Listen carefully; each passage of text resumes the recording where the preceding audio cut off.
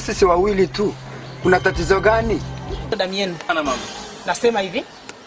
Ikifika jioni ya leo hamjaniletea damu. Kaka ukumbuke. Nini? Sasa kama. Yamebaki masaa mangapi? Yamebaki masaa mawili.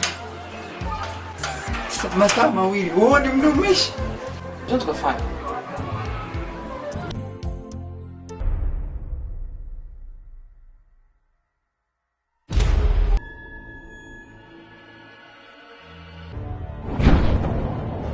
Licha kuwatoa wazazi wao kafara pia na wadogo zao, lakini hakuna walichokifaidi zaidi ya umauti.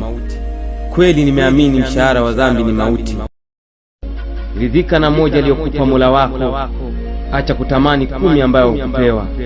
Ni nani aliyekudanganya mafanikio yanapatikana kwa kutoa kafara? Poleni sana mnaopenda